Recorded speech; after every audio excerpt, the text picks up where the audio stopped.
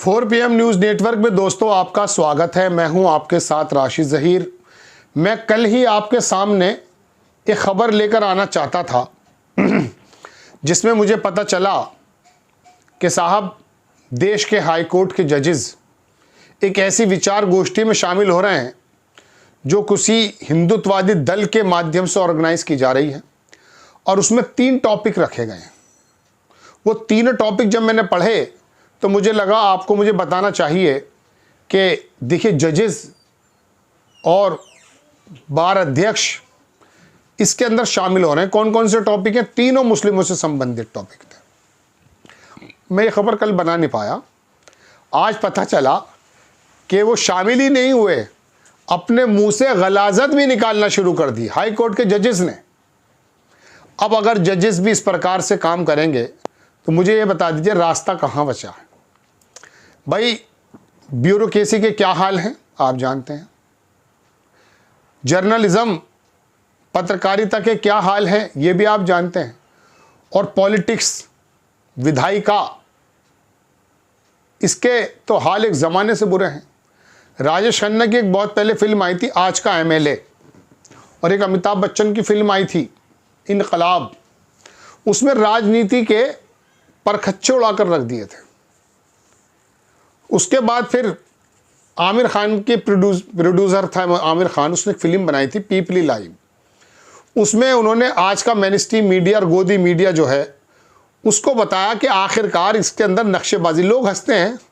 मैं 2-3 मुल्कों में गया तो उन्होंने कहा तुम्हारा मीडिया पागल हो गया है हमारे बच्चे हंसते हैं, आप यकीन मानिएगा।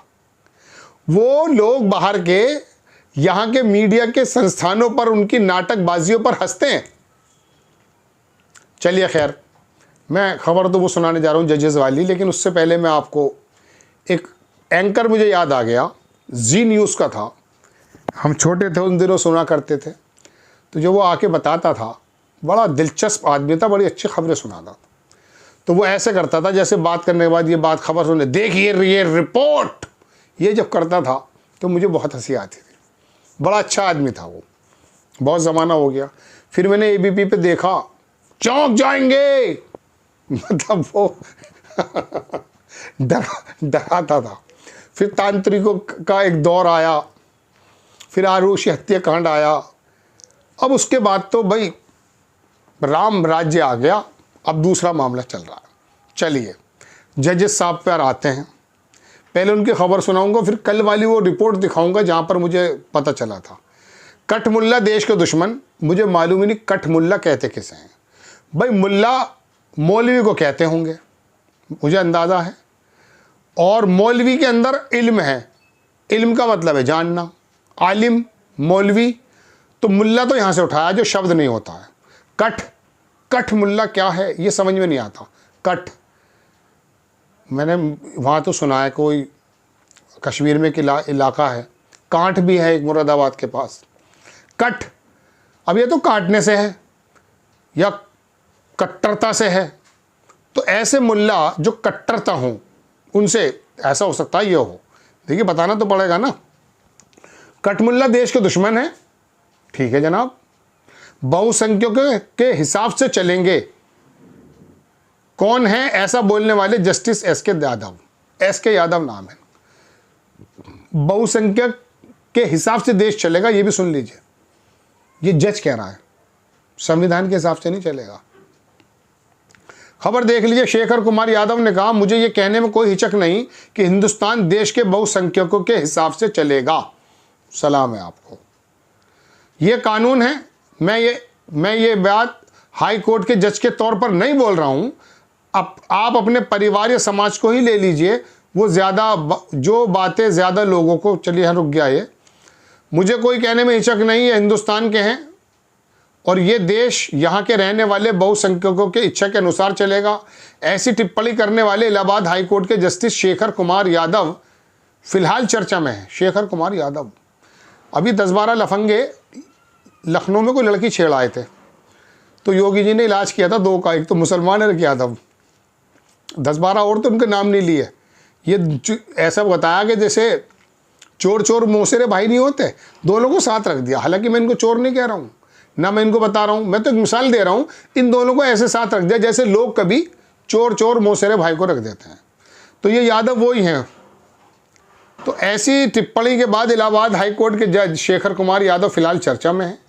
उनकी टिप्पणी को एक वर्ग संविधान के खिलाफ बता रहा है। उन्होंने विश्व हिंदू परिषद की लीगल सेल, विश्व हिंदू परिषद का लीगल सेल भी हो सकता है क्या, लीगल सेल की ओर से आयोजित एक कार्यक्रम में यह बयान दिया जिसकी खूब चर्चा हो रही है। 2026 में रिटायर होने वाले शेखर कुमार यादव ने कहा, मुझे ये कहने में कोई हिचक नहीं कि हिंदुस्तान देश के बहुसंख्यकों के हिसाब से चलेगा, ये कानून है। मैं ये बात हाई कोर्ट के जज के तौर पर नहीं बोल रहा हूँ। आप अपने परिवार को या समाज को ले लीजिए, जो बातें ज़्यादा लोगों को मंजूर होती हैं उसे ही स्वीकार किया जाता है। चंबल में डाकुओं को स्वीकार किया जाता है, करें क्या उसे स्वीकार? बोलो। चंबल में एक डाकू था, हमने सुना बड़ा वो था, मकबूल था, उसे स्वीकार करें? मुख्तार अंसारी अपनी जगह स्वीकार्य था, उसे स्वीकार किया था तुमने? इसके अलावा उन्होंने कठमुल्ला शब्द का भी प्रयोग किया। उन्होंने कहा कि लेकिन ये जो कठमुल्ला हैं ये सही शब्द नहीं है, लेकिन कहने में परहेज नहीं है, क्योंकि देश वो देश के लिए बुरा है, देश के लिए घातक के खिलाफ है, जनता को भड़काने वाले लोग हैं, देश आगे ना बढ़े इस प्रकार के लोग हैं, उनसे सावधान रहने की ज़रूरत है। यही नहीं, उन्होंने सांस्कृतिक अंतर की बात करते हुए कहा कि हमारी संस्कृति में बच्चे वैदिक मंत्र और अहिंसा की सीख के साथ बड़े होते हैं, लेकिन कुछ अलग संस्कृति के बच्चे पशुओं के कत्लेआम को देखते हुए बड़े होते हैं। इससे उनके अंदर दया और सहिष्णुता का भाव नहीं रहता है। जस्टिस शेखर कुमार यादव ने पहली बार इस तरह की किसी सार्वजनिक मंच से बयान दिया है। एक बार ये पहले भी दे चुके हैं गाय वाय को लेकर, इनको मालूम नहीं है कौन सा अखबार है ये, लाइव हिंदुस्तान। चलिए खैर, तो जनाबे वाला बात यह है कि ये जो बच्चे हैं ये जानवरों को कटते हुए देख के बड़े होते हैं, हमारे बच्चे संस्कृति के साथ बड़े होते हैं। वो बलि कौन देता है? वहाँ एक साधु को मैंने इस तरह से देखा कि बछड़े को पकड़ के, जिंदा को यहाँ से पकड़ के, यहाँ से दांत से खींच के कर रहा है। एक को मैंने देखा कि बछड़े को पकड़ करके, जिंदा बछड़े को, बकरे के शायद, वो आग में डाल रहा है। 3 तरह का मामला होता, हलाल, हराम, झटका, पटका। मुसलमान जो इसको काटते हैं ये शहरग होती है।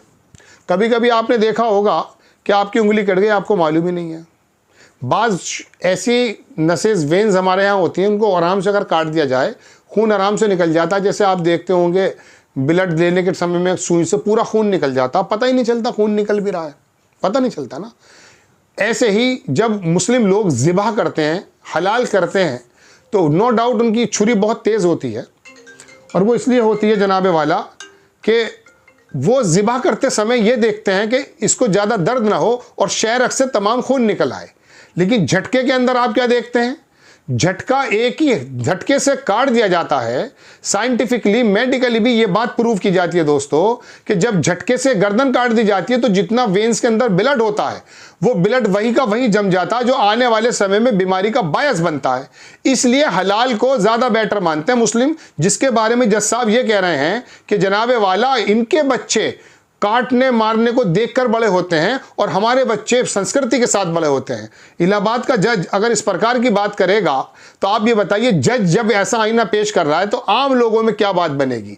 मैंने आपसे कहा ना, जब आम आदमी परेशान होता है तो उसकी नज़र सिर्फ हाई कोर्ट या सुप्रीम कोर्ट के पास ही जाती है।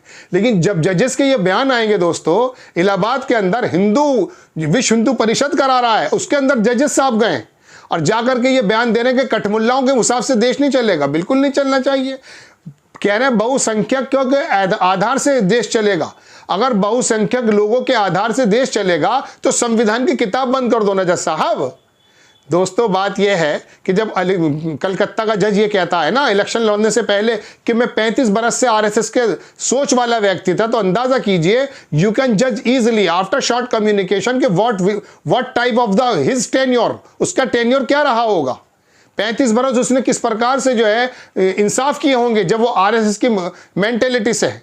वो आरएसएस जिसने 52 बरस तिरंगा झंडा नागपुर के अपने कार्यालय पे नहीं चढ़ाया। ये आलम है आज। चौथा खंबा भी मान लीजिए गिर चुका है। जर्नलिज्म और नेताओं को और ब्यूरोक्रेसी को कहना बंद कर दीजिए। अब तो हमारे जजेस का जो रोल देखने में आ रहा है, कभी सर्वे दे देते हैं, कभी कुछ कर देते हैं। बताइए, चंद्रचूड़ की गलती को कुंदरकी की चंदोसी की अदालत दे रही है।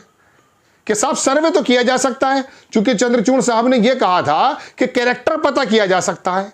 अगर कैरेक्टर पता किया जा सकता है, लेकिन यह भी तो बात है कि 1947 के बाद जो 1991 में कानून बना कि अब बाबरी मस्जिद के बाद कोई भी किसी भी प्रकार का कोई भी मूल चूल परिवर्तन किसी भी वर्शिप एक्ट के मुताबिक किसी धर्मस्थल पर नहीं हो सकता है।